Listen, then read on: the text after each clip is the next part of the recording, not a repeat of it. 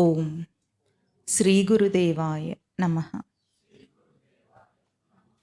ఓం సల్లక్షణ సమారంభాం చిదానందేతి మధ్యమాం అస్మదాచార్య పర్యంతాం వందే గురు పరంపరాం. ఓం గీతామృత మహోదధయే నమః. ఓం గీతామృతాస్వాద ఆనందాయ నమః. రెండో అధ్యాయం 11వ శ్లోకం.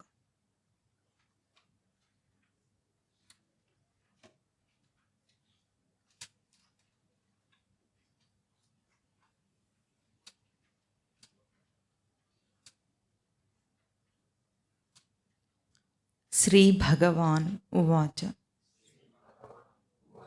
శ్రీ భగవాన్ ఉవాచ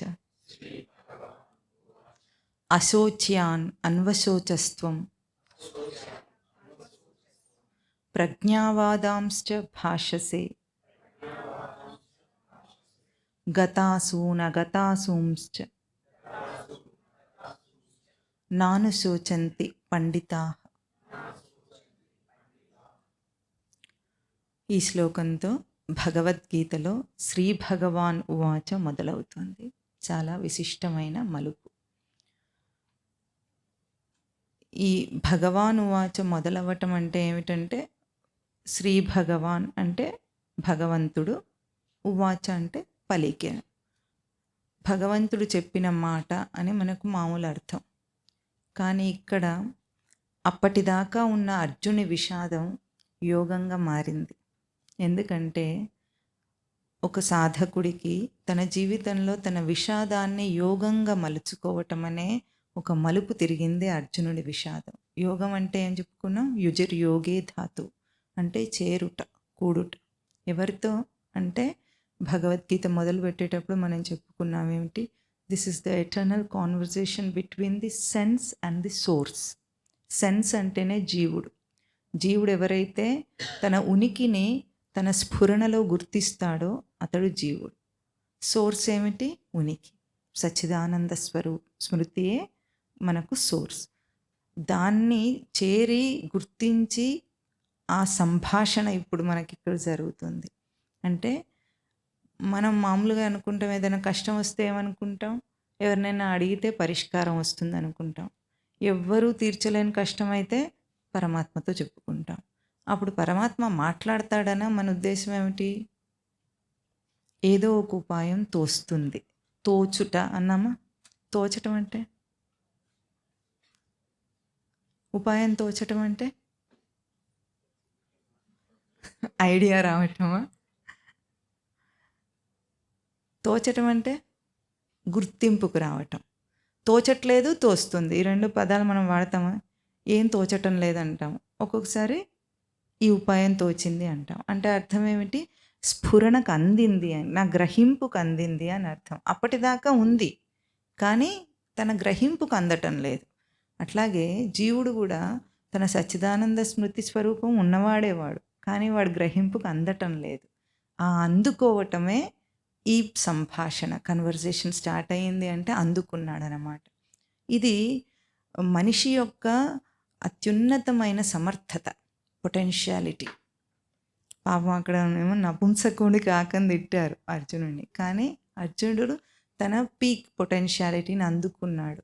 అంటే మానవ జన్మలో ఒక మనిషి అందుకోగలిగిన ఉత్తమమైన సమర్థత ఏమిటి అంటే తన స్మృతిని గుర్తించి సంభాషించగలగటం. ముందు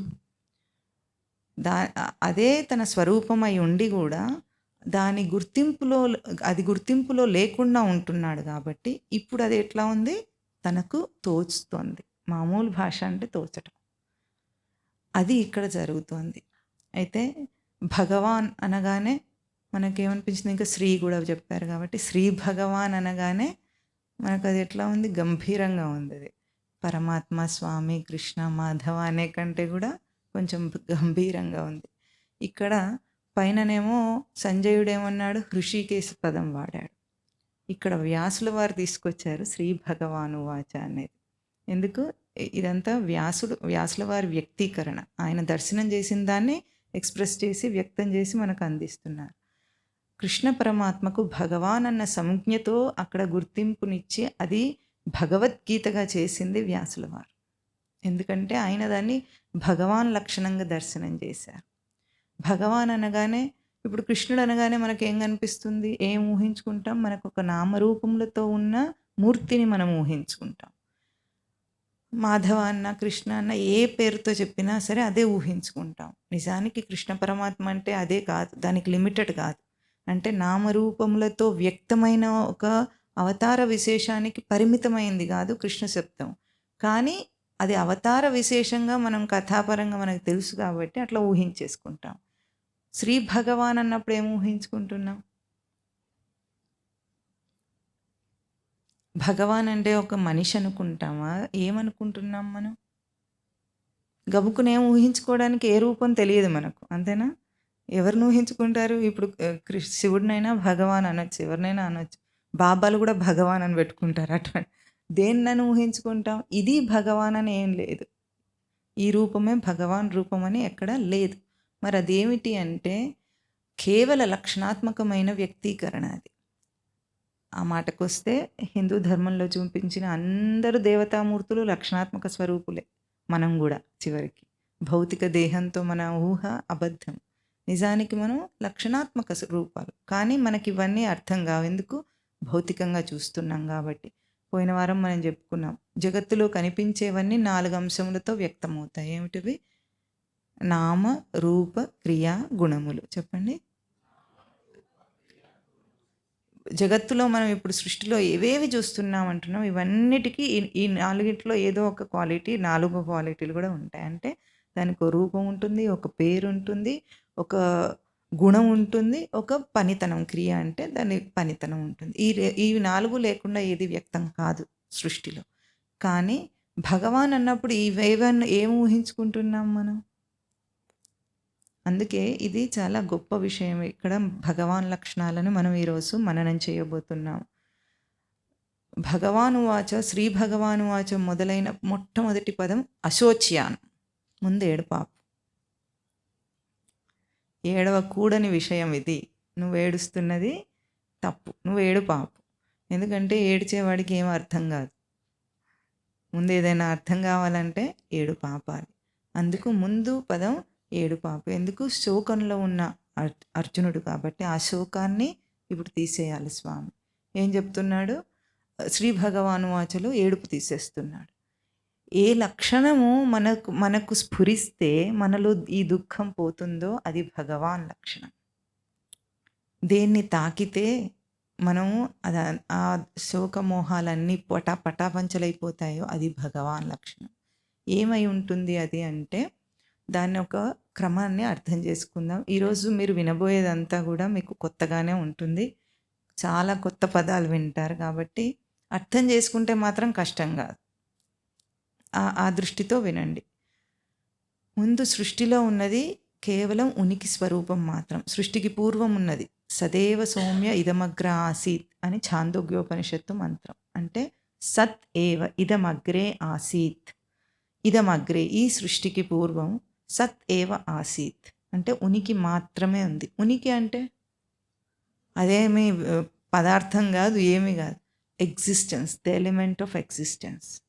ఇప్పుడు మనం ఉన్నామంటే ఉన్నాను అన్న స్ఫురణ మనకుంది. అది ఉన్న తర్వాత దేహము అవన్నీ తెలుస్తాయి మనకు. అది లేకుండా మనకు లేదు. అది ఎగ్జిస్టెన్షియల్ ఎలిమెంట్. ఆ ఎగ్జిస్టెన్స్ మాత్రమే, ఉనికి మాత్రమే ఉంది. ఇంగ్లీష్లో చెప్తే ఎగ్జిస్టెన్స్, తెలుగులో చెప్తే ఉనికి, సంస్కృతంలో చెప్తే సత్. 3 ఒకటే. ఆ సత్ ఏవ ఆసీత్, అది మాత్రమే ఉంది. సృష్టిలో అది విడువబడింది. సృష్టి శబ్దానికి అర్థం ఏమిటంటే సృజ విసర్గే అంటే విడువబడింది అని అర్థం. ఎట్లా అంటే ఉనికికి ప్రవర్తన లేదు, గతిశీలం కాదు అది. అంటే ప్రవర్తన లేదు, దానికి పొందాల్సింది లేదు, మార్పు చెందదు, అది ఎక్కడి నుండి పుట్టలేదు, అది ఉండుటకు కారణం లేదు, ఏమీ లేకుండా ఉండుట మాత్రమే అది ఉనికి. అది ఇప్పుడు సృష్టి అన్న ప్రక్రియ వచ్చినప్పుడు, సృష్టి జరిగిందన్నప్పుడు ఏమైంది? సృష్టిలోకి విడుదలైంది. క్రియాశీలక సృష్టిలోకి విడుదలైంది. ఇప్పుడు చూస్తున్న సృష్టి ఎట్లా ఉంది? క్రియ కనిపిస్తుందా మనకు? ఒక గతిశీలమైన సృష్టి ఉంది ఇక్కడ. అక్కడికి విడుదలైందన్నప్పుడు ముందు ఏది ఉందో అదే వస్తుందా లేదా? చెప్పండి. ఇప్పుడు మనము ఒక చెట్టు వచ్చిందంటే విత్తనంలో ఏ క్వాలిటీ ఉందో, ఏముందో అదే వస్తుందా లేదా? అవే లక్షణాలు చెట్టులో ప్రతిబింబిస్తాయి. మనం ఏం చేసినా సరే దాన్ని భూమిలో ఎక్కువ సారవంతమైన భూమిలో పెట్టినా సరే, దానికి ఎక్కువ పోషణనిచ్చినా సరే, అవే క్వాలిటీస్ ఎన్హాన్స్ అయ్యి కనిపిస్తాయా? అంటే వృద్ధి చెంది కనిపిస్తాయా? లేకపోతే క్వాలిటీ మారిపోతుందా? కాకర విత్తనం పెట్టి ఏవైనా మందులు వేసి గానీ, ఎరువులు వేసి గానీ, ఏమైనా చేసి గానీ, మామిడి చెట్టు గానీ, ఇంకేదైనా చెట్టు గానీ రమ్మంటే వస్తుందా? రానే రాదు. అది సూత్రం మనకు అర్థమవుతుంది గదా! ఇది యుక్తి. అంటే ఏం చేసినా సరే ఆ విత్తనంలో ఉన్నది మాత్రమే వస్తుంది. ఇప్పుడు సృష్టికి పూర్వం ఏముంది? ఉనికి మాత్రమే ఉంది. సృష్టి జరిగిందన్నప్పుడు ఏమైంది? ఆ ఉనికియే విడువబడింది. ఇప్పుడు సృష్టిలో ఏముంటుంది? ఉనికి మాత్రం ఉంటుంది. మిగతాది ఏదేది కనిపిస్తుందో అదంతా మిథ్య అని తెలుసుకునేదాకా మనం సాధన చేస్తాం.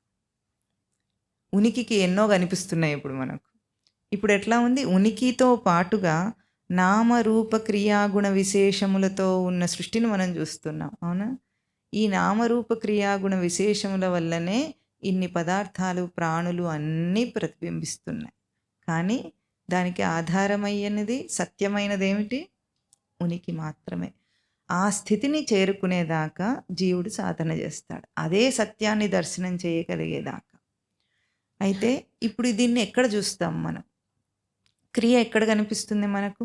మనం దేహధారి అయిన మనిషితో చెప్పండి. ఇప్పుడు మనం ఏమేం చేయగలము దేహంతో?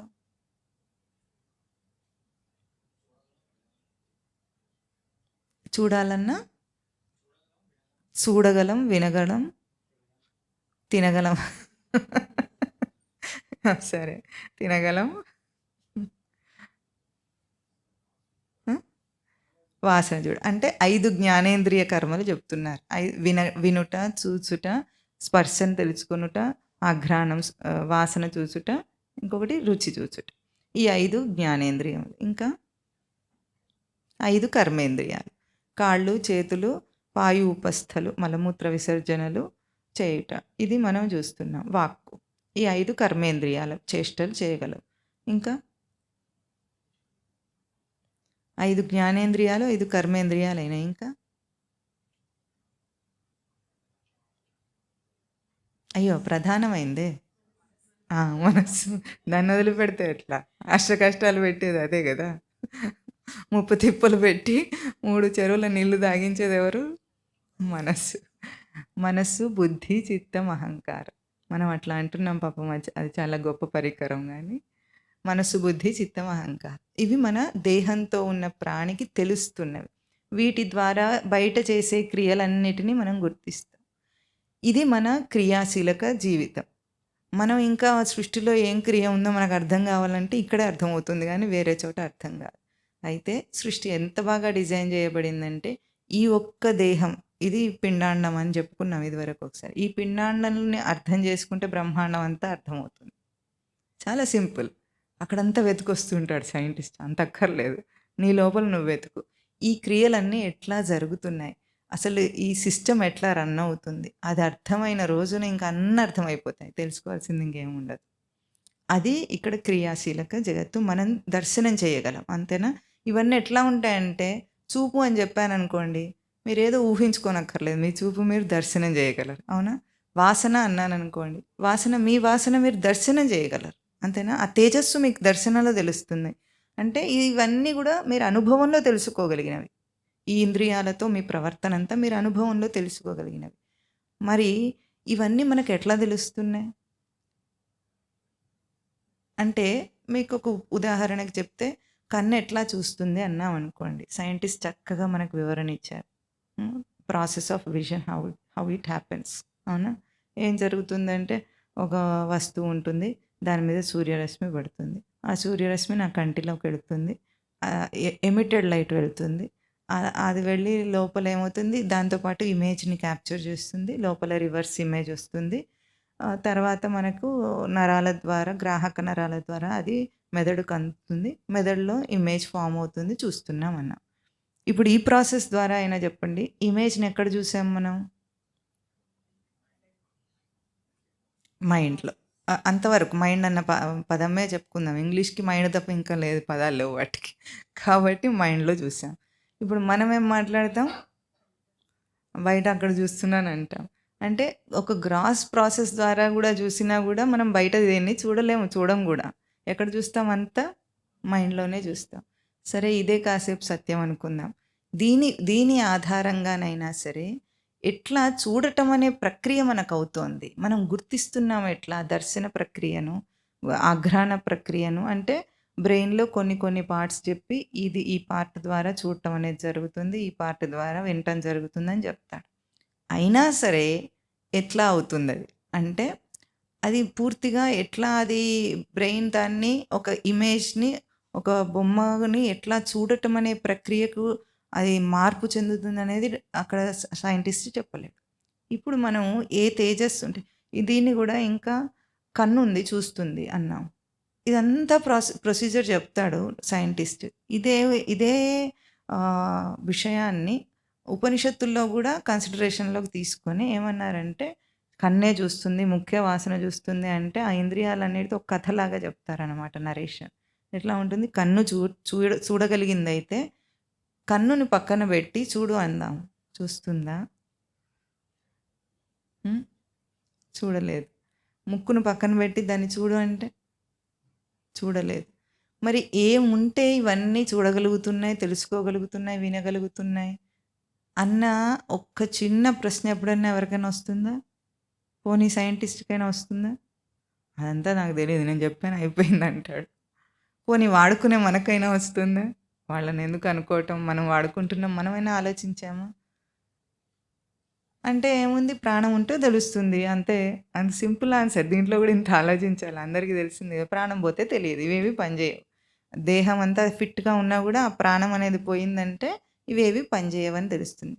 ఆ ప్రాణం అనే దాన్ని మనం గ్రాస్‌గా ఒక పదంలో చెప్పేసుకుంటున్నాం. కానీ ఇప్పుడు చూస్తున్న సమయంలో ఏ తేజస్సు వల్ల మనకిది ఇంత స్పష్టంగా తెలుస్తుందంటే, అది మనం ఈరోజు అర్థం చేసుకునే ప్రయత్నం చేద్దాం. ఎందుకంటే భగవాన్ లక్షణాన్ని దర్శనం చేయాలి. ఊరికే చెప్పుకుంటే ఏమొస్తుంది?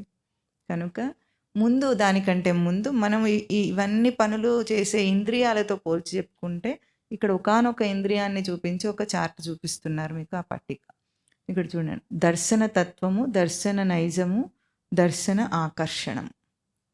ముందు ఈ చక్షురింద్రియానికి 2 పేర్లు చెప్పారు. ఒకటి నయనం అంటాము, ఒకటి చక్షువు అంటాం. అవునా? సంస్కృత పదం చెప్తే ఏదైనా సరే దానికొక అర్థం ఉంటుంది. ఊరికే ఏదో చెప్పేది. అక్కడ ముందు నయనం అన్న పదానికి నీ ప్రాపణే ధాతువు చూపిస్తున్నారు. అంటే పొందుతుందట.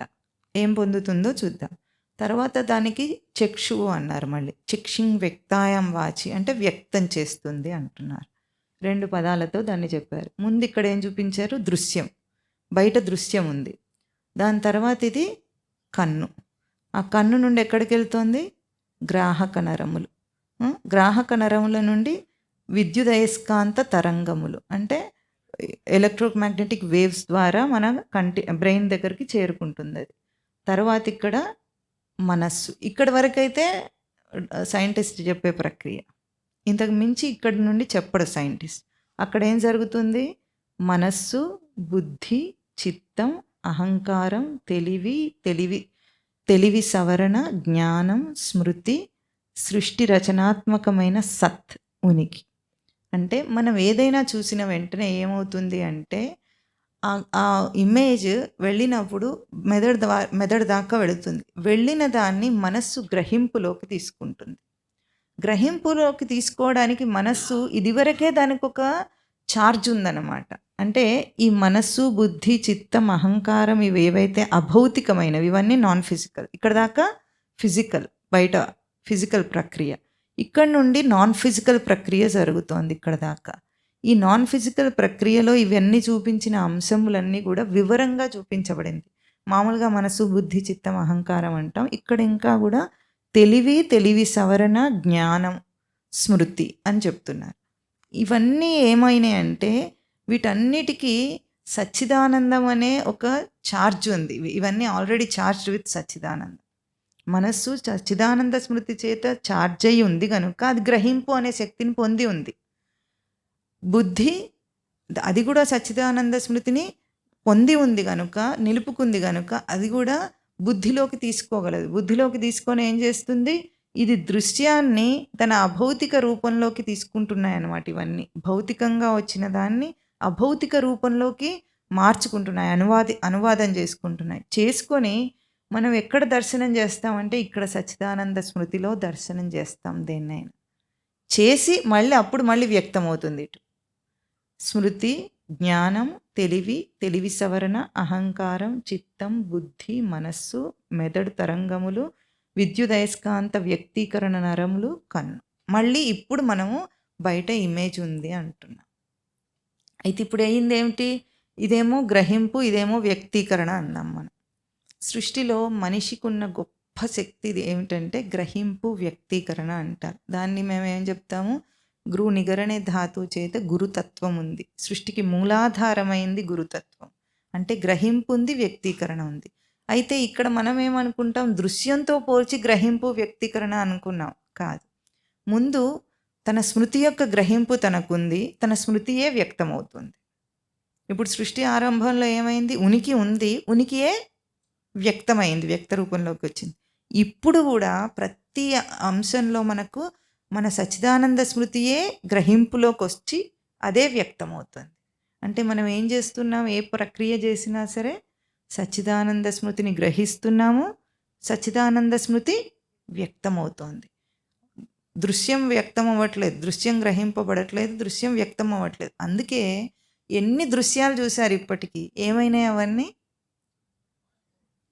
ఫేడ్ అవుట్ అయినాయి, లేవు కదా. కొన్ని మాత్రం జ్ఞాపకం అనే చోట ఆగి ఉన్నాయి, కొన్ని మాత్రమే. మిగతావన్నీ అసలు రోజంతా చూస్తూనే ఉంటుంది కదా, కన్ను తెరిచున్నంతసేపు చూస్తూనే ఉంటుంది. ఏమైనా అవన్నీ అవే గనక గ్రహింపులోకి వచ్చి ఉంటే ఉండాలి, ఇప్పుడు రాలేదు. అవన్నీ పోతూ ఉంటే మిగిలి ఉన్నది ఏమిటి, ఇప్పుడు దర్శనం అనే తేజస్సు ఉందా లేదా, ఉంది.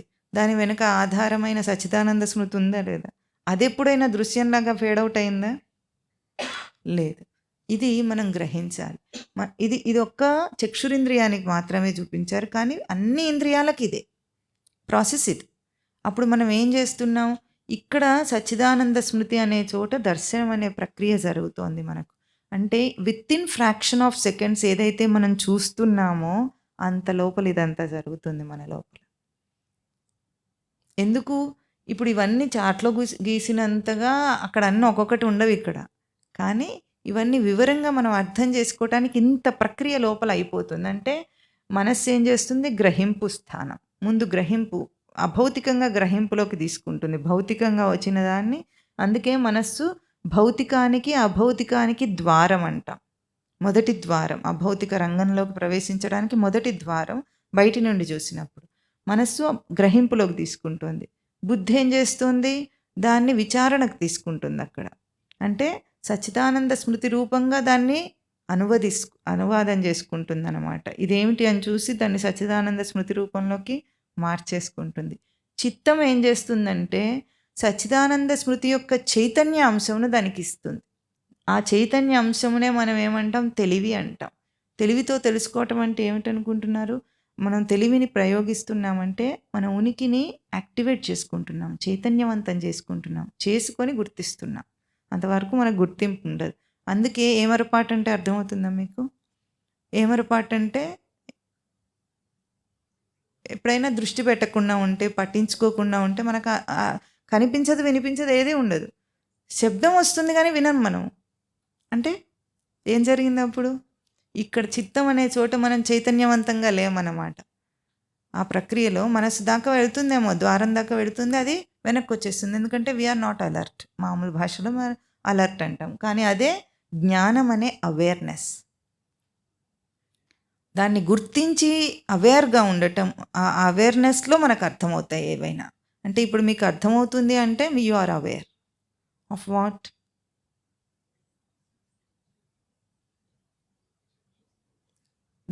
దేని గురించిన అవేర్‌నెస్, జ్ఞానం ఉంది ఇప్పుడు మీకు? మీరేమనుకుంటారు?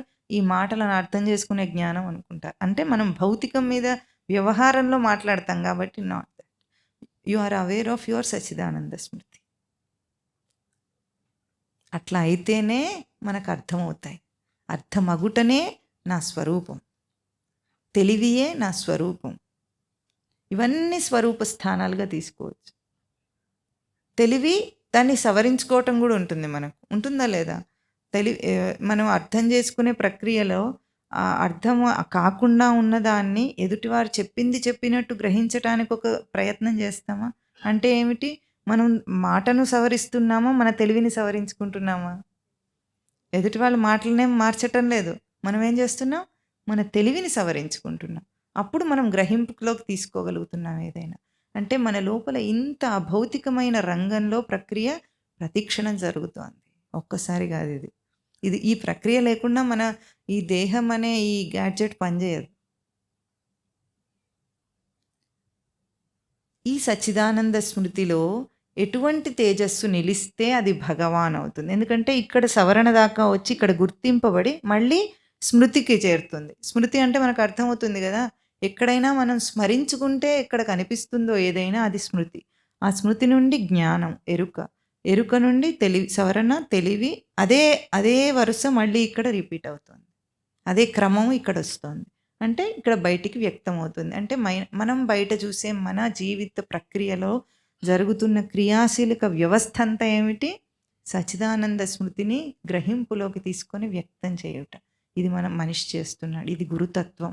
అందుకే గురువు లేక గుడ్డి విద్య అనేదాన్ని బయట గురువుతోనే పోల్చి కాదు. మనలో ఉన్న గురువు అనే అంశం లేకుండా మనం సృష్టి లేదు అసలు. అంత గొప్ప విజ్ఞానం ఒకటి ఇది జరుగుతోంది. అయితే ఇక్కడ ఒక అవాంతరం జరుగుతుంది జీవుడికి. ఇది స్పష్టమైన రచనాంశం ఇది.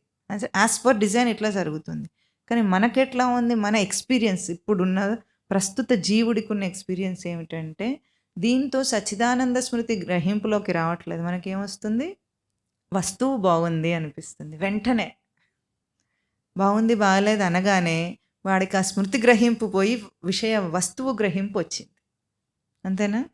మాట కూడా ఇప్పుడు అర్థమైంది అన్న ఆ సచ్చిదానంద స్మృతి గ్రహింపు పోయి మాట అర్థమైంది కాలేదన్న భాష వచ్చింది దానికి. అంటే ఒక భౌతిక అంశం ఉన్నందువల్ల మనకు అక్కడ ఒక గొప్ప అవాంతరం జరుగుతుంది. ఏమిటి? ప్రతిక్షణము సచ్చిదానంద స్మృతిని గ్రహింపులో అనుభవించగలిగిన మనకు దాని యొక్క విస్మృతి కలిగింది. పూర్తిగా దాని మరుపులోకి వెళ్ళిపోతుంది. అందుకు ఈ భౌతిక దేహాత్మభావంతో జీవుడు కష్టపడతాడు. ఎందుకు వీడికి కష్టాలు? వాడు సచ్చిదానంద స్మృతి స్వరూపమై అయ్యుండగా అంటే గ్రహింపు దెబ్బతింటోంది. ఆ దెబ్బ తినకుండా నిలపగలిగింది భగవాన్ లక్షణం. దానికి ఇక్కడ ఇంకొక చార్టును చూసారా? ఈ చార్టు మొత్తం కూడా ఈ సచ్చిదానంద లక్షణములను ఆ పదము యొక్క ధాతు రూపంతో అర్థం చేసుకొని స్వామివారి తపస్సులో బయటపడ్డ ఈ చార్ట్ ఇది. అంటే ఈ మామూలుగా అయితే సచ్చిదానందములు అన్న పదం మీరు వినుంటారు లోకంలో ఎక్కడైనా, అవునా? సత్, చిత్, ఆనందం అని మూడు అంశాలతో చెప్పబడుతుంది. దాన్నే వివరంగా చెప్పబడింది ఇక్కడ ఈ చార్ట్లో. అవే పదాలను ఇంకా వివరంగా, ఎందుకంటే ధాతువు మనకు అవన్నీ అర్థాలను చూపిస్తుంది కాబట్టి. ఈ ధాతువు ఎవరు? పాణిని మహర్షి తపస్సులో వెలువడినవి ఈ ధాతువులు. అంటే ముందుగా వేదములు వచ్చేసినాయట. ఆ వేదములు వచ్చేసిన తర్వాత వాటికి వ్యాకరణబద్ధమైన అర్థాలను ఇవ్వాలి ఇప్పుడు. అంటే ఇదివరకే చెప్పబడిన దానికి వ్యాకరణం కూర్చారు. మామూలుగా అయితే వ్యాకరణబద్ధంగా ఏదైనా శాస్త్రాలని చెప్తారు, శ్లోకాలని చెప్పాలంటే. కానీ పాణిని మహర్షికి ఎటువంటి టాస్క్ అంటే వేదములు వచ్చేసినాయి, అపౌరుషేయములు అంటే సృష్టిలో వెలువడినాయి. అవి ఋషులు దర్శనం చేసేసారు. ఇప్పుడు ఆ వేదములను తప్పుగా అర్థాలు చేసుకోకుండా ఒక తత్వపరమైన అర్థాలను, వ్యాకరణాన్ని కూర్చాలని పాణిని మహర్షి తపస్సు చేసి ధాతు రూపాలు ఇచ్చాడు. అన్ని పదాలకు కూడా, వేదంలో వాడిన అన్ని పదాలకు కూడా ధాతు రూపాలను ఇచ్చారు. ఆ ధాతువుతో అర్థం చేసుకున్నప్పుడు వాటి లక్షణాలు మనకు స్పష్టంగా అర్థమవుతాయి. అట్లాగే ఇక్కడ సత్ చైతన్యం, ఈ దేవ భగవాన్ అని మీకు కనిపిస్తున్నాయి. 10 దేవ లక్షణాలు, 6 భగవాన్ లక్షణాలు ఉన్నాయి ఇక్కడ. అవి ఎట్లా ఏమిటో ప్రక్రియ వాటి క్రమాన్ని మనం ఇవాళ చూద్దాం. ముందు సత్. సత్ అంశం ఏమైంది, తనను తాను చైతన్యవంతం చేసుకుంది. అంటే క్రియాశీలక రూపంలోకి రావాలంటే క్రియ ఇంకా రానేలేదు, ఇక్కడ ప్రక్రియ తర్వాత వస్తుంది. తనను తాను చైతన్యవంతం చేసుకున్న అంశము తనకు తాను ప్రకాశించటం. అంటే ఇప్పుడు ఉదాహరణకి ఒక దీపం వెలుగుతుంది అనుకోండి, సూర్యుడు వెలుగుతున్నాడు, సూర్యుడు ఉన్నాడు, ఉనికి ఉంది, సూర్యుడికి చైతన్యవంతంగా ఉన్నాడు. అది మనకు ఎట్లా తెలుస్తుంది, ప్రకాశిస్తున్నాడు కాబట్టి తెలుస్తుంది, అంతేనా? సూర్యుడు ఉండి అది చైతన్యవంతమై ఉండి ప్రకాశంగా కూడా ఉంది. ఆ ప్రకాశం ఏమైంది, నివాసం. నివాసం అంటే స్థిరంగా ఉండుట. ఒకప్పుడు ఉండి ఇంకొకప్పుడు ఉండకుండా ఉంటాడా సూర్యుడు? ఉండడు. ప్రళయం అయ్యేదాకా, సృష్టి ప్రళయం అయ్యేదాకా సూర్యుడు వెలుగుతూనే ఉంటాడు. మనం దీపాలు ఆర్పుకున్నట్టు రాత్రికి ఆఫ్ చేసుకొని పొద్దున్నే ఆన్ అవుతాడా? అవ్వడు. అది నివాసం అన్నమాట. అంటే స్థిరంగా ఆ లక్షణంలో ఉండుట నివాసం. ఇప్పుడు ఏమిటి, సత్ అంటే ఉనికి, ఉనికి చైతన్యవంతమగటం, అది ప్రకాశంగా తెలియటం అంటే రివల్యూషన్, రివీల్ అవుతోంది మనకు. దాని తర్వాత నివాసం, డ్వెల్లింగ్, అందులో నివసించటం. తర్వాత విచారణ. విచారణ అంటే అది ప్రవర్తనగా తనకు తానుకు తెలుస్తూ ఉందన్నమాట. అది విచారణ అంటే ఏమిటంటే డమ్మీ కాదు. అంటే మీకు అర్థమవుతుంది కదా, డమ్మీ కాదంటే. డమ్మీ అంటే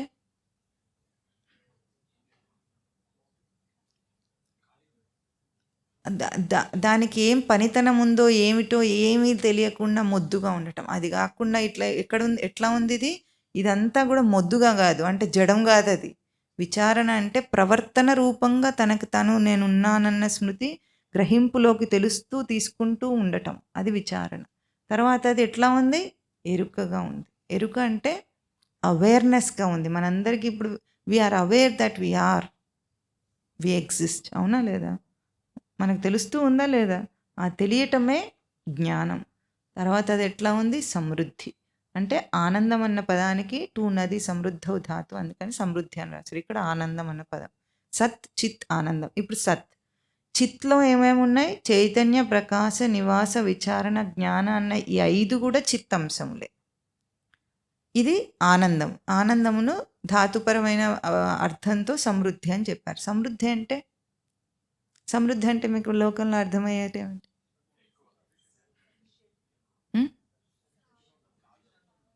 నిండుగా, వెలితి లేకుండా ఉంటే సమృద్ధమైందని అర్థం. నిండుతనం, పెద్దగా ఎన్నో పదాలు కాకుండా సింపుల్గా అర్థమవుతుంది.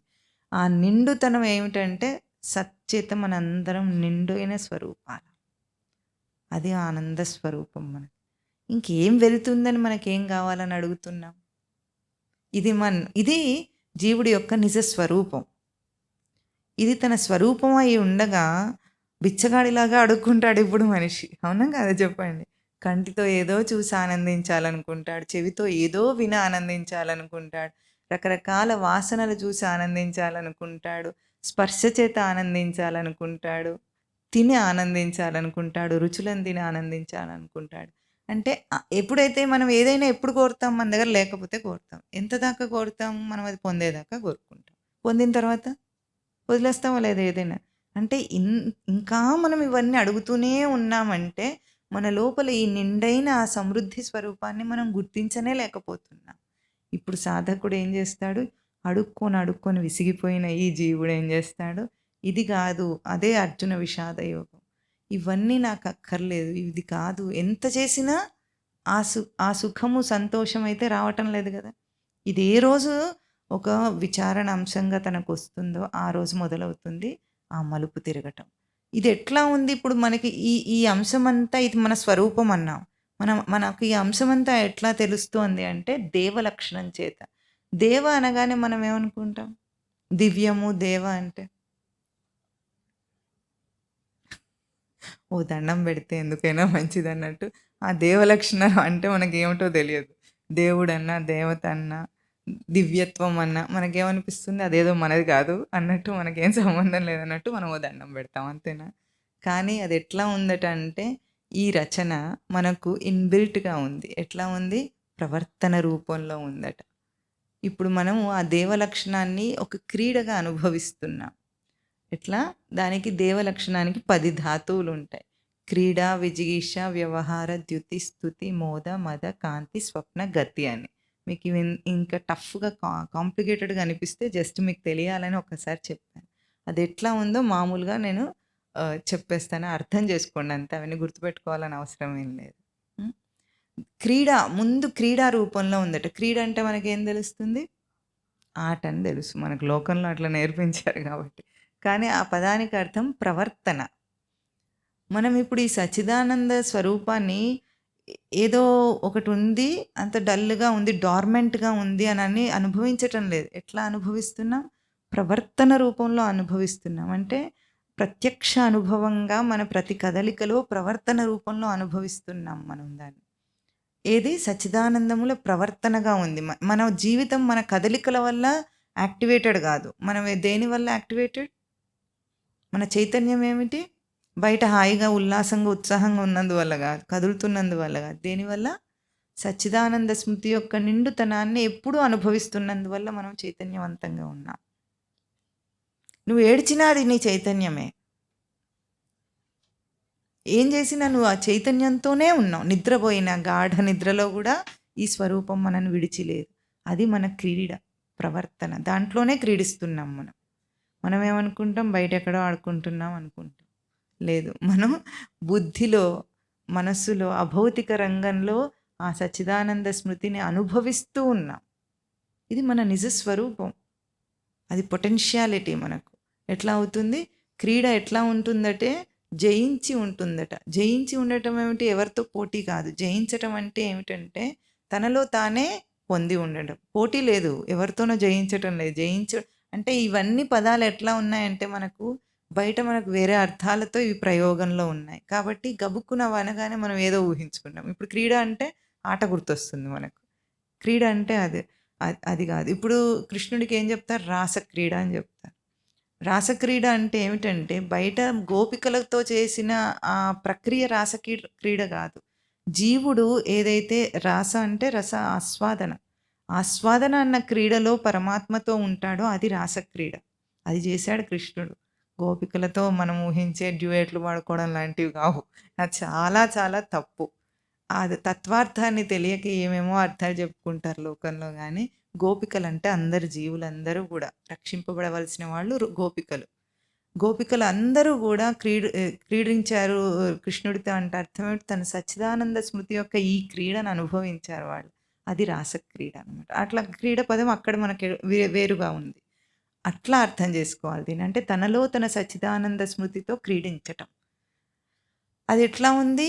ఎప్పుడూ కూడా తనకు జయముగా ఉందది. జయముగా ఉండటం అంటే ఇప్పుడు జయమంగళం నిత్య శుభమంగళం అని దేవుడికి పాటలు పాడతారు చూసారా? అంటే జయస్వరూపుడు అని అర్థం అన్నమాట. జయస్వరూపుడు అంటే ఏమిటి? ఎవరితోనో గెలిచి జయించాడని అర్థం కాదు. సృష్టిలో ఉన్న ఒక పొందబడిన అంశం అనుకోండి. ఎస్టాబ్లిష్డ్ అంశం. పొందబడిన అంశం జయించిన అంశం అనమాట. అదే ఉంది. ఇంకొకటి లేదు. అప్రతిహతం అంటే దానికి పోటీ కానీ దానికి పోలిక కానీ లేదు. అటువంటిది జయించిన స్వరూపమై సచ్చిదానంద లక్షణం ఉంది. అంటే ఏ బయట వ్యవహారం కూడా దాన్ని అంటలేదు అసలు. దాని దరిదాపులకు కూడా రాలేదు. ఈ బయట జీవితం అంతా ఊహాకల్పిత జీవితం దాని దరిదాపులకు రాలేనంత పవిత్ర స్వరూపం మన లోపల ఉంది. అదే మనం మన లోపల ఉండటం కాదంటే దేహంతో పోల్చి మన లోపల ఉంటుంది. దాంతో మనం వ్యవహారం చేస్తున్నాం. మన వ్యవహారం ఏమిటి? ఆ సచ్చిదానంద స్మృతితో వ్యవహారం ఉంది కానీ బయట జీవితంలో వ్యవహారాలు లేవు మనకి. ఇవన్నీ పోయేవి. ఆ సచ్చిదానంద స్మృతితో ఉన్న వ్యవహారం ఎట్లా ఉంది? ఎప్పుడూ అది గ్రహింపులో నిలుపుకునేటట్టుంది. అంత స్పష్టంగా వెలిగించబడింది. ద్యుతి వెలిగించుట అంటే అది వెలుగుగా ఉంది మనకి. చిమ్మ చీకటిగా లేదు, తెలియని చీకటిగా లేదు, తెలుస్తూ ఉంది. అందుకే నేను అన్న స్మృతి ఎప్పుడైనా తెలవకుండా ఏ ప్రాణైనా ఉంటుందా? ఏ ప్రాణి ఉండదు నేను అన్న స్మృతి లేకుండా. అందుకే పడుకోవటం, లేవటం, తిరగటం అన్నీ చేయగలుగుతుంది. నేను అన్న స్మృతి వెలుగుగా ఉంది కాబట్టి, ప్రకాశంగా ఉంది కాబట్టి. తర్వాత దానికి స్తుతి అంటే దాని విలువతో ఉంది. విలువ అంటే గుర్తింపబడిందిగా. విలువ తెలుసా నీకు అని అంటామా మనం లోకంలో? అంటే దాని వాల్యూ తెలుసు. మళ్ళీ మనం భాష మార్చి చెప్తాం. అంటే దాని గొప్పతనం నీకు తెలుసా అని అర్థం. ఆ విలువతో ఉంది అది. విలువ లేకుండా లేదు. ఇంకా మోద అంటే ధారణ చేసిన హర్షం. అంటే తెలుసుకున్నవాడు ఎట్లా ఉంటాడు? చదువుకున్నవాడు ఎట్లా నిండుకుండ తొనకదంటాం మనం. చదువుకున్నవాడు, తెలివైన వాడు ఎట్లా ఉంటాడు? వాడు బ్యాలెన్స్డ్‌గా ప్రవర్తిస్తాడు. ఎందుకు? ఆ ధారణ వాడికుంది. చదువుతో వచ్చిన ధారణ. అట్లాగే ఇక్కడ ఇవన్నీ అంశముల ధారణ ఉండి ఆ హర్షమును పొంది ఉంటాడు. అందుకే నేనుంటే చాలు, ఇంకేది ఉన్నా లేకపోయినా అన్న భావన ఎప్పటికీ ఉంటుందది. నేనున్న తర్వాత ఇంక మళ్ళీ వేరేవి అడుగుతుంటాడు. అది వేరే విషయం. అది జీవుడి అంశం. తర్వాత తృప్తి. ఈ తృప్తిని మనందరం అనుభవిస్తున్నాం. అందుకే గదా! వచ్చినవన్నీ విషయములన్నీ ఇప్పటిదాకా వచ్చిన విషయములేమైనాయి? పోయినాయా? పోయినాయా? వదిలేసామా? మనం వదిలాం. అవేం రావు, అవేం పోవు. మనం పట్టుకుంటాం, మనం వదిలేస్తాం. పోయిందన్న బాధ మనకుందా ఈరోజు? ఏదైనా పోయిందన్న బాధ ఉందా? అయ్యో! నిన్న పోయిందే, ఇవాళ లేదు అనుకుంటామా ఎప్పుడైనా? లేదు. ఎన్ని విషయాలు ఇష్టమైనవి, ఇష్టం లేనివి అన్నీ వదిలేసామా? సమంగా వదిలేసాం. ఇష్టమైన దాన్ని ఉంచుకోలేదు, కష్టమైన దాన్ని ఏమీ అనలేదు. రెండిటిని సమానంగా వదిలేసి ఈరోజు ఎట్లా ఉన్నాం? తృప్తిగానే ఉన్నామా లేదా? ఆ తృప్తి ఎందుకుంది మనకు? ఆ తృప్తి అంటే అది సచ్చిదానందంలో నిలుపుకున్న తృప్తి, గుర్తింపబడిన తృప్తి. ఆ తృప్తిలో జీవిస్తున్నాడు జీవుడు. స్వప్న అంటే విశ్రాంతి. అందుకే జీవుడు విశ్రాంతిగానే ఉంటాడు. బయట విషయం మీద దృష్టి పెట్టేదాకా మనం హాయిగా ఉంటామా, ఉండమా? దీనికి స్వామివారు ఒక క్లాసికల్ ఎగ్జాంపుల్ చెప్తారు. మాటల్లో చెప్పమంటారా? ఒక వ్యక్తి ఒక పడక కుర్చీలో కూర్చున్నాడు, ఈజీ చైర్లో కూర్చున్నాడు అంటారు. పేపర్ చదువుతున్నాడు. హాయిగా ఉంది కదా, ఉండొచ్చు. కానీ వాడు అట్లా లేడు. సడన్గా ఏం చేశాడు? సడన్గా పేపర్ మూసేసి సినిమాకి వెళ్దాం, టీ పెట్టు అన్నట్టు. అంటారా లేదా? అందరు ఇట్లాగే ఉన్నట్టుండి సినిమాకి వెళ్ళే ఆలోచన వస్తుంది వాడికి. అంతదాకా ఎట్లా ఉన్నాడు వాడు? విశ్రాంతిగా ఉన్నాడా లేదా? హాయిగా ఉన్నాడా లేదా? అయినా సరే ఆ సినిమాకి వెళ్దామన్న ఆలోచన వచ్చిందట వాడికి. అప్పుడు ఆవిడని వెంటనే గబుక్కుని వేసి సినిమాకి వెళ్దాం, టీ పెట్టు అన్నట్టు. ఆవిడ ఇంకా రెండు ఆకులు ఎక్కువ చదివేమన్నది, ఎందుకండి టీ, అక్కడే తాగుదాం అన్నట్టు. తొందర ఎక్కువ, తొందరగా వెళ్ళిపోదాం, పని తప్పించుకుంటాం. ఇద్దరు కలిసి వెళ్ళిపోయారు, సినిమా చూశారు, టీ పెట్టు. ఇప్పుడు హాయిగా ఉన్నవాడు ఎందుకు ఆ ఆలోచన వచ్చింది వాడికి? అంతకుముందు వాడు హాయిని అనుభవిస్తున్నాడా లేదా? అక్కడ ఏమైంది? హాయిగానే ఉంటాడు ఎవరైనా, విశ్రాంతిలోనే ఉంటాడు జీవుడు. కానీ ఏమైందంటే ఆ విశ్రాంతికి సచ్చిదానంద స్మృతి తోచిన విశ్రాంతి అయితే వాడు ఇంకేం అడగడు. ఒక జ్ఞానిలాగా కళ్ళు మూసుకొని హాయిగా కూర్చుంటాడు. ఇది కావాలని అడగడు. తోచకుండా ఉంది, వాడికి ఉంది కానీ డార్మెంట్గా ఉంది. అది నిద్రాణం అయిపోయింది వాడికి. ఎందుకు ఆ భ్రాంతి కలిగింది అంటే దాన్ని సాధనలోనే వాడు అనుభవించగలుగుతాడు. ఎందుకు భ్రాంతి కలిగింది, ఎందుకు పోతుంది అని తెలియాలంటే మాత్రం అది ప్రవచనాల్లో అర్థం కాదు, సాధనలోనే అర్థమవుతుంది. ఆ భ్రాంతి విచ్చుకోవడం కూడా సాధకుడికి అర్థమవుతుంది. అది విశ్రాంతి తనకు. ఇప్పుడు కాంతి, వెలుగు. అది తను మొత్తం కలిపిన కాంతి, ప్రకాశం. అంటే ఆ ప్రవర్తన అన్న ప్రకాశంలో మనం ఉన్నాం. ఇది ప్రవర్తన. మన ప్రవర్తన అంటే ఇంతే. బయట చేసే చేష్టలు కాదు మన ప్రవర్తన. బయట చేసేవి చేష్టలు. ఇది ప్రవర్తన అంశం. ఇది దేవలక్షణం అంటాం. ఈ దేవలక్షణం అంటే ప్రకాశ ప్రవర్తనలు. చెప్పండి. దేవ అంటే ప్రకాశ ప్రవర్తనలు. అంటే వీటన్నిటిని కలిపి, మొత్తం కలిపి షార్ట్‌గా చిన్నగా మీకు చెప్పాలంటే దేవలక్షణం అంటే ప్రకాశము, ప్రవర్తన. అయితే ఇది ఎట్లా ఉండాలట అంటే భగవాన్ లక్షణం అయి ఉండాలని చెప్తుంది. ఇక్కడ శాస్త్రం ఏమంటుంది? శక్తి, జ్ఞాన, తేజో, వీర్య, బల, ఐశ్వర్యములు షడైశ్వర్యములు అంటారు. అంటే భగం యస్య సహ భగవాన్. భగం కలిగినవాడు భగవాన్. భగం అంటే ఏమిటి? షడైశ్వర్యంలో అంటారు. ఈ షట్ ఐశ్వర్యములు ఏమిటి? శక్తి, జ్ఞాన, తేజో, వీర్య, బల, ఐశ్వర్యములు. అంటే ఏ శక్తి అంటే? శక్తి అంటే సామర్థ్యం. ఈ లోపలున్న తన స్వరూపాన్ని నిలుపుకునే ప్రవర్తనకు తీసుకురాగలిగిన సామర్థ్యం, ఆ సమర్థత అంటాం మనం. లోకంలో ఏదైనా మామూలుగా ఇవన్నీ లేకుండా ఆలోచించి చెప్పండి. ఒక చేయలేని అంశాన్ని మనం ఒకరోజు చేయగలుగుతున్నాం. ఆ మధ్యలో ఏం చేసాం? దానికోసం ఏం చేసాం? ఇప్పుడు ఉదాహరణకి ఒక చెస్ ఛాంపియన్ ఉన్నాడు అనుకుందాం. ఈరోజు మనకు చెస్ ఛాంపియన్ వాడు. మొదటి రోజున వాడికి చెస్ అంటే ఏమిటో కూడా తెలియదు, అంతేనా? అతను ఏం చేశాడు? చెస్ అనే ఒక ఆటను నేర్చుకోవడానికి పరిచయం చేసుకున్నాడు దాన్ని.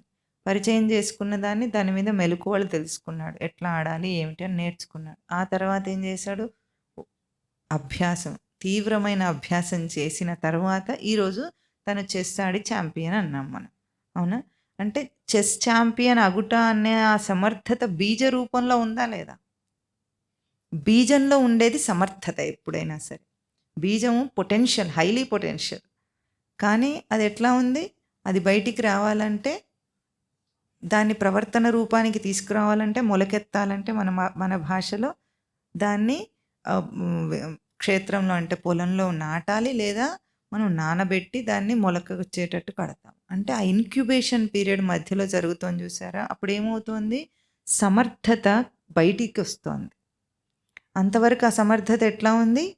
బీజ రూపంలో ఉంది. అటువంటిదే ఇదంతా మనకు బీజ రూపంలో లోపల ఉంది. ఇప్పుడు ఆ చెస్ ఛాంపియన్ అయినా కాకపోయినా, ఒకవేళ జీవితంలో కాలేదనుకోండి అతను, అయినా ఆ సమర్థత లోపల ఉందా లేదా? ఉంటుంది. అంటే ఇప్పుడు మనందరికి కూడా అన్ని సామర్థ్యాలు ఉంటాయి. మనం ఏ రంగంలో కృషి చేస్తామో ఆ సమర్థత అది బయటికి వస్తుంది. అంతేనా? ఆ రంగంలో నిపుణుడు అవుతాడు. లేకపోతే పుట్టుకతోనే ఆ బీజం ఉండాల్సిన అవసరం ఏం లేదు. ఏదైనా అభ్యాసం చేస్తే వచ్చేస్తుంది. అంటే అన్ని సమర్థతలు మన లోపల ఉన్నాయని బయట విషయాలతో పోల్చి చెప్తున్నాం. అన్ని సమర్థతలు ఉండటానికి కారణం ఏమిటిది? తన సచ్చిదానందముల స్మృతి దేవలక్షణముల సామర్థ్యం మన లోపల ఉంది. ఆ సామర్థ్యం ఎట్లా ఉంది? జ్ఞానంగా ఉంది. ఎట్లా ఉంది? ఇప్పుడు ఒక విత్తనం ఉందనుకోండి, అసలు విత్తనం ఎట్లా ఉంటుంది? డ్రైగా ఉంటుంది. దాంట్లో ఏమైనా జీవం ఉన్నట్టు కనిపిస్తుంది ఎప్పుడన్నా? ఆ షెల్ఫ్లో పడేస్తే ఎన్నో రోజులు అట్లాగే పడి ఉంటుంది కూడా. అయినా కూడా అది జీవం ఉన్నదానిలాగా ఉంది, కానీ ఒక జడ ప్లాస్టిక్ వస్తువు కాదు అది. ఇప్పుడు ప్లాస్టిక్ ఉందనుకోండి, ప్లాస్టిక్ విత్తనము, ప్లాస్టిక్ వస్తువు ఉంటే అది కూడా అట్లాగే ఉంటుంది. కానీ దీంట్లో ఈ ఎరుక ఉందా? జీవం ఉందా? లేదు. అది కూడా డ్రైగానే, విత్తనం డ్రైగా కనిపిస్తుంది. కానీ అది ఎట్లా ఉంది? ఆ పొటెన్షియల్‌గా దానికి ఆ ఎరుకతో ఉంది. ఎరుకతో ఉన్నట్లుగా అది ఎప్పుడు తెలిసిపోతుంది? ఎప్పుడైతే మనం విత్తనం భూమిలో నాటామో వెంటనే మనకు అర్థమైపోయింది. అదే ఒక జడ వస్తువు అయితే, ప్లాస్టిక్ మెటీరియల్ అయితే వస్తుందా?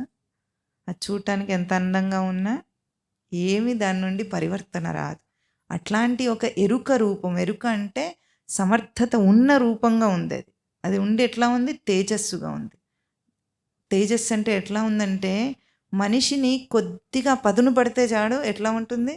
కత్తిని పదును పెట్టినట్టు ఉంటుంది. అవునా? 2 విషయాలు చెప్తే అల్లుకొని ఆ తేజస్సు బయటికి వచ్చేస్తుంది. ఆ విషయంతో పోల్చి మనం అక్కడ అర్థం చేసుకుంటున్నాం. ఎందుకంటే విషయం లేకుండా అర్థం చేసుకునే శక్తి లేదు కాబట్టి, ఆ తేజస్సు మాత్రం విషయంతో సంబంధించింది కాదు. మనం అర్థం చేసుకోవటానికి చెప్తున్నాను. ఏదైనా 2 విషయాలు తెలియగానే ఎట్లా ఉంది? తెలిసిన వాడైపోయినాడు ఎట్లా అంటామో, అది తేజస్సు అంటాము అని. తేజస్సునిస్తుంది. అట్లాగే సచ్చిదానందముల వర్చస్సు ఉంది మనకు లోపల. ఎప్పుడైనా చూసారా? ఏదైనా వేదాధ్యయనం చేసే పిల్లలు గానీ, వాళ్ళు అనుష్ఠానం చేసే వాళ్ళకు బ్రహ్మవర్చస్సు ఉంది అంటాం. ఆ వర్చస్సు అంటే ఏమిటది? ఒక సచ్చిదానంద స్మృతిని యాక్టివేట్ చేసుకున్న, చైతన్యవంతం చేసుకున్న తేజస్సు ఉంది మనకు. అది భగవాన్ లక్షణం. ఎట్లా ఉంది? వీర్య. వీర్య అంటే పురోగతి. పురోగతి అంటే ముందుకు వెళ్ళటం, ఎదగటం. ఎదగటం అనే అంశం అందులో ఇమిడి ఉంది. అంటే ఉన్న స్థితి నుండి ఉన్నత స్థితికి ఎదుగగలిగేటట్లుంది. తర్వాత ఎట్లా ఉంది? బలం. బలం అంటే పొందగలిగింది బలం. బలం అంటే పొందగలిగింది. అంటే మనం ఏమనుకుంటాం? బలం ఉంది అంటే ఏముంది? శక్తిని పొందగలిగితే అది బలం. పొంది ఉంటే అది బలం. అది బలంగా ఉంది. ఐశ్వర్యం అంటే నియమించుకోవటం. ఈ ఐశ్వర్య శబ్దం నుండే ఈశ్వర శబ్దం వచ్చింది. ఈశావాస్యమిదగం సర్వం అని ఈశావాస్యోపనిషత్తు ఉపనిషత్తులన్నిట్లో మొదటి ఉపనిషత్తు. అందులో మొదటి మంత్రం ఈశావాస్యం ఇదగం సర్వం. అంటే ఇదం సర్వం ఈశావాస్యం. ఈ ఈశ్వర లక్షణం అంటే ఈశ్వర లక్షణంలో ఏమేమి ఉన్నాయి? ఈ 6 భగవాన్ లక్షణములు, 10 దేవలక్షణములు, సచ్చిదానంద లక్షణములు అన్నీ కలిపి మొత్తం ఆ ఈశ్వర అనే అంశంతో ఈ సృష్టి నియమింపబడింది. It is appointed this way. అందుకే సృష్టి ఎప్పుడైనా గడులు తప్పి ప్రవర్తించిందా? సృష్టి నియమంలో అగ్ని కాల్స్తుందంటే కాల్చే తీరుతుంది.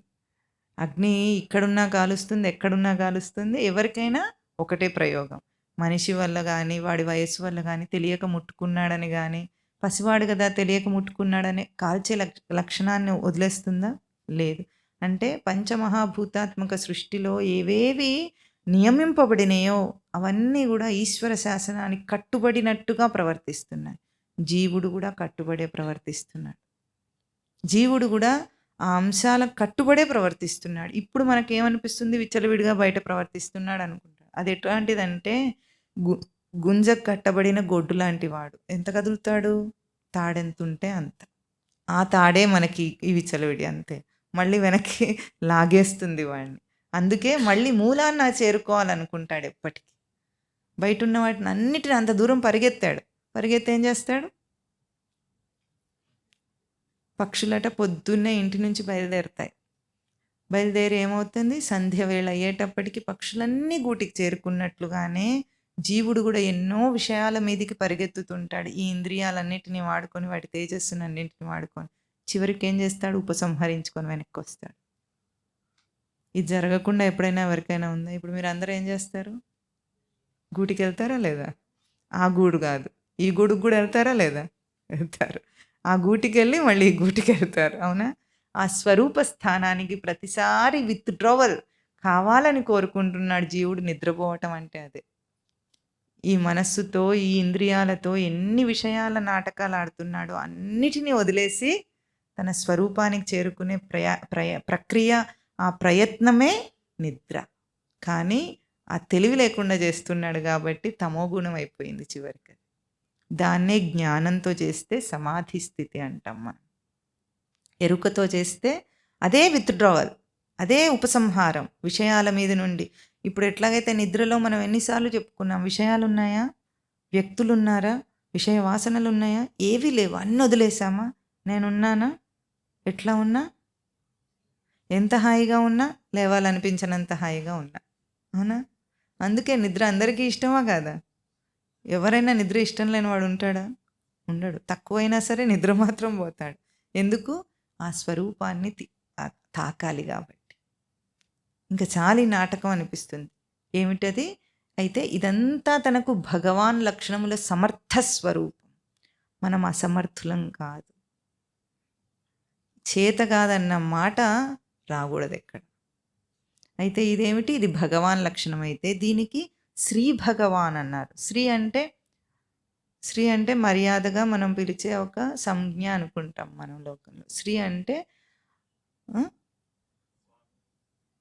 ఎక్కడైనా శ్రీ శబ్దానికి అర్థం ఏమిటి? సర్వై శ్రిత ఆధ్యాత్మిక శ్రీహి అంటే అన్నిటి చేత, అందరి చేత ఎక్కడ ఆశ్రయింపబడిందో, ఏ ఆధ్యాత్మికం ఆశ్రయింపబడిందో అది శ్రీ లక్షణం. అందరి చేత అందరూ ఏం కోరుకుంటారు? దేనికి ఆశ్రయింపబడి ఉన్నారు? శ్రీ లక్షణానికి. ఆధ్యాత్మిక స్వరూపం శ్రీ. అందుకే శ్రీమంతుడు అంటే డబ్బు ఉన్నవాడని అర్థం కాదు, ఆధ్యాత్మిక విలువ ఉన్నవాడని అర్థం. మనం అన్నీ ఇట్లా లౌకికంగా ప్రయోగించుకొని ఏమేమో చెప్పుకుంటాం అర్థాలు, కానీ వాటికి ఆ పదాలకి చాలా గొప్ప విశేషమైన అర్థం ఉంటుంది. శ్రీమాన్ అని ఎవరిని అంటామో మనము, వాళ్ళంటే ఆధ్యాత్మిక స్వరూపులు, ఆధ్యాత్మిక స్వరూపంతో వ్యక్తమయ్యేవాళ్ళు అని అర్థం అక్కడ. దాన్ని ఏదో లౌకికంగా మనం గొప్ప వాళ్ళందరినీ అందరికీ ప్రతి పనికిరాని వాడికి శ్రీ పెట్టేస్తారు. ఒక శ్రీ పెట్టకుండా 2-3 పెడతారు. శ్రీ అంటారు. ఎన్ని శ్రీలు పెట్టుకున్నా ఆధ్యాత్మికాన్ని గుర్తించకపోతే అది శ్రీ లక్షణం కాదక్కడ. శ్రీ అన్న, శ్రీమతి అన్న స్త్రీలింగ ప్రయోగంలో శ్రీమతి అంటాం. అంటే ఇప్పుడు మనందరము ఎట్లా ఉన్నాం? మన రచన ఏమిటి? భగవాన్ అనే సమర్థతతో ఉన్నాం.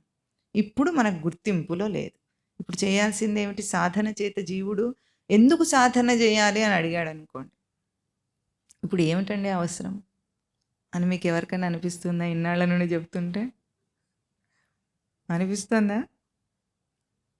చేయాలని అనిపిస్తుంది. మీరు బుద్ధిమంతులుగా కొంచెం అర్థం చేసుకున్నవాడు కాబట్టి. ఒక మామూలు మనిషిని తీసుకొచ్చి సాధన చేయండి, ఇప్పుడు నేను ఎందుకు చేయాలని అడుగుతాడా?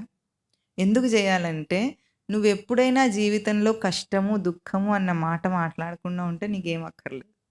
ఆ మాట అనకుండా ఎవడన్నా ఉంటాడా? పసిపిల్లవాడు కూడా ఉండడు. ఉంటాడా? ఉండడు.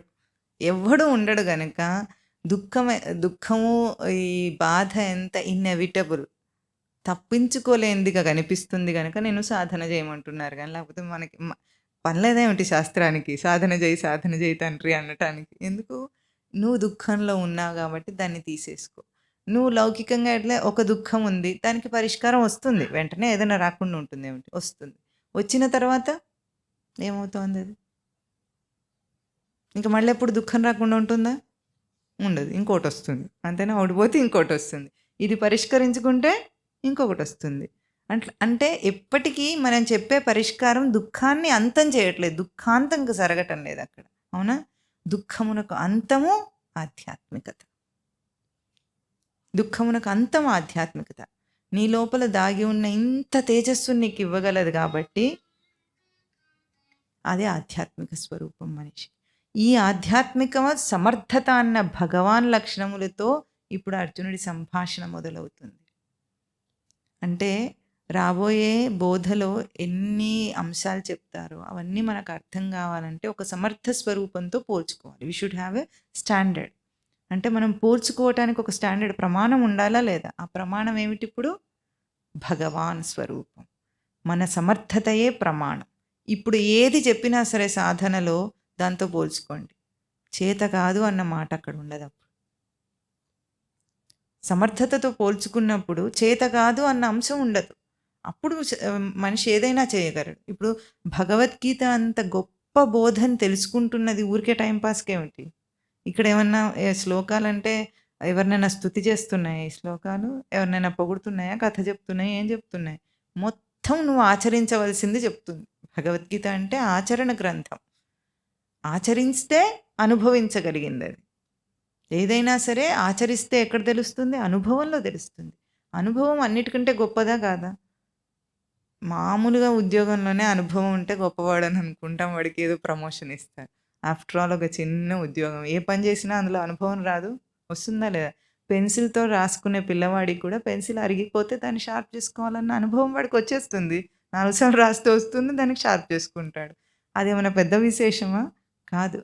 అది అయితే ఆ అంశమే ఇక్కడ కూడా ప్రతి చిన్న దాంట్లో అదే ప్రతిబింబిస్తుంది. నువ్వు చేస్తావు, దాంట్లో నీకు అనుభవం వస్తుంది, నువ్వు తెలుసుకుంటావు, ఎదుగుతూ ఉంటావు.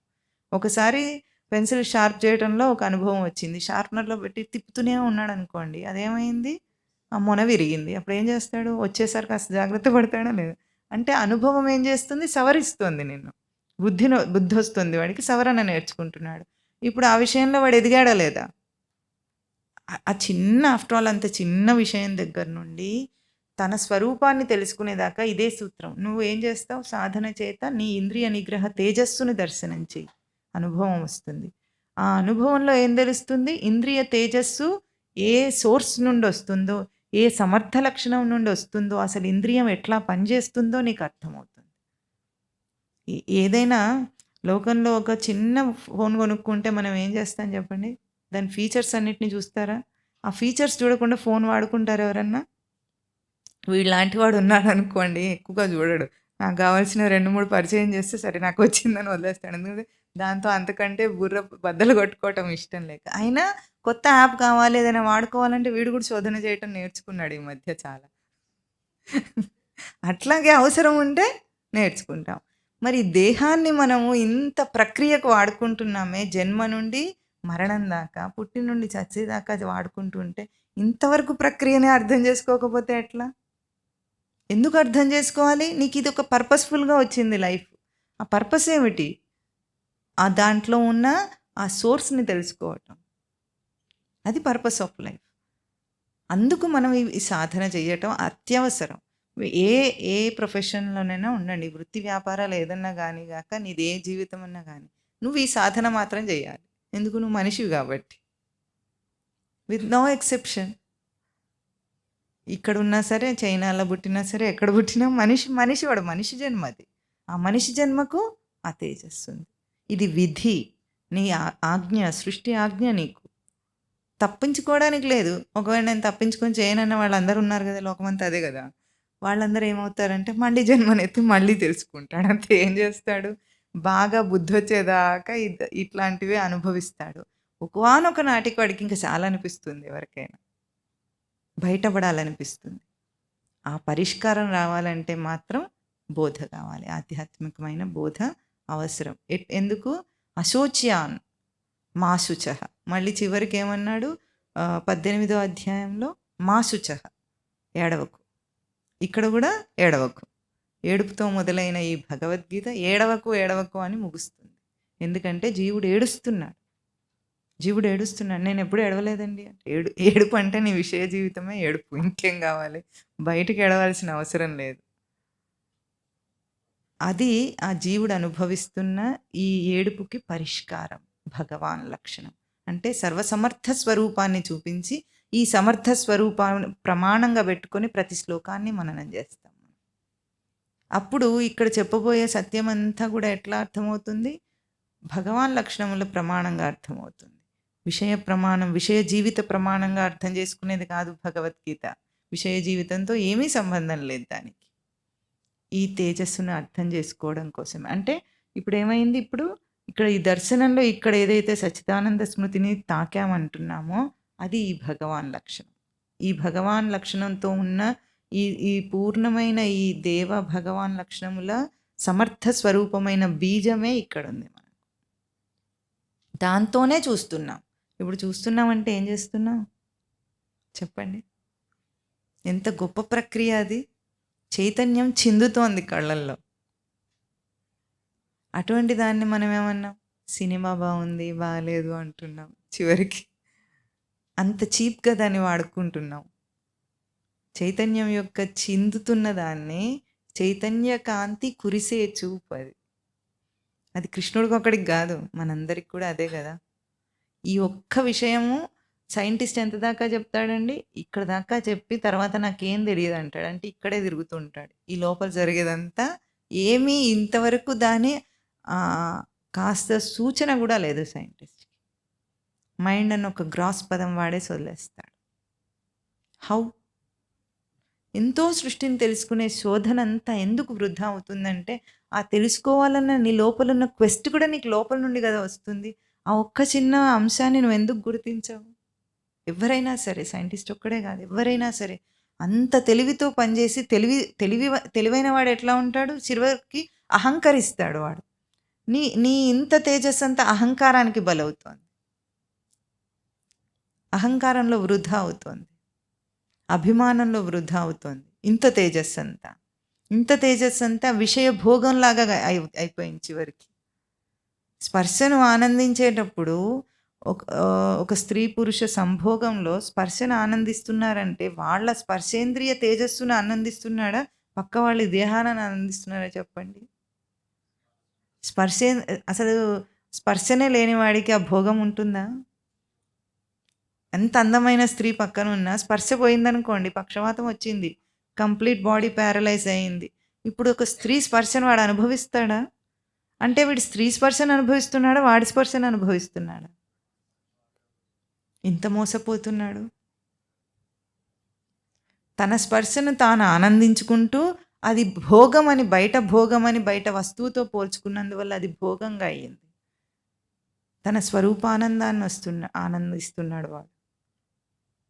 బయట అంత చిల్లరగా అనార్థాన్ని, అంత నీచమైన దాని మీద ప్రయోగం చేశాడు చివరికి.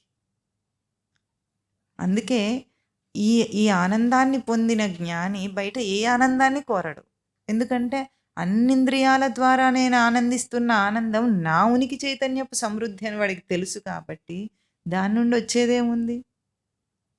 సృష్టిలో ఏది గొప్పగా కనిపించదు వాడికి. ఎందుకు కనిపించదు? ఇది కదా గొప్పతనాలన్నిటికీ గొప్ప.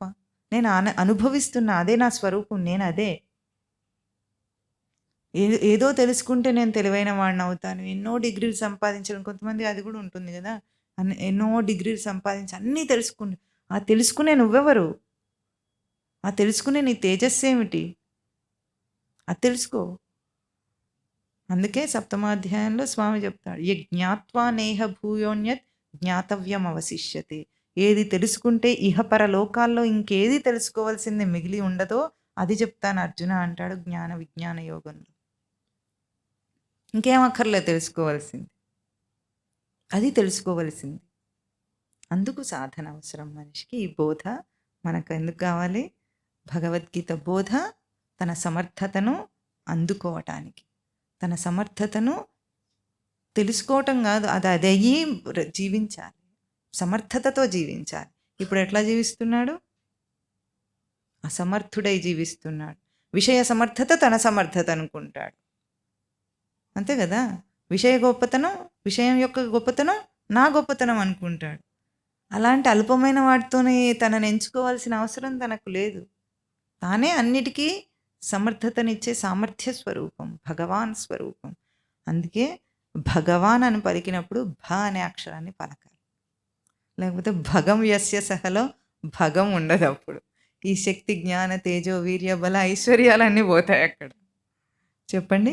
శక్తి, జ్ఞాన, తేజో, వీర్య, బల, ఐశ్వర్య, ఇవి షడైశ్వర్యములు అంటారు. అంటే 6 ఐశ్వర్యములు. ఇది భగం. భగం యస్య సహ భగవాన్. చెప్పండి. ఎవరి యందు ఈ భగ లక్షణములుందో అది భగవాన్ లక్షణం. ఇది భగవాన్ యొక్క స్వరూపం. ఆ భగవాన్ స్వరూపంగా కృష్ణ పరమాత్మను ప్రతిష్ఠ చేశారు వ్యాస భగవానుడు. ఇక్కడ చెప్పండి. శ్రీ భగవాన్ ఉవాచ అశోచ్యాన్ అన్వశోచస్త్వం ప్రజ్ఞావాదాంశ్చ భాషసే గతాసూనగతాసూంశ్చ నానుశోచంతి పండితాః. ఓం తత్ సత్.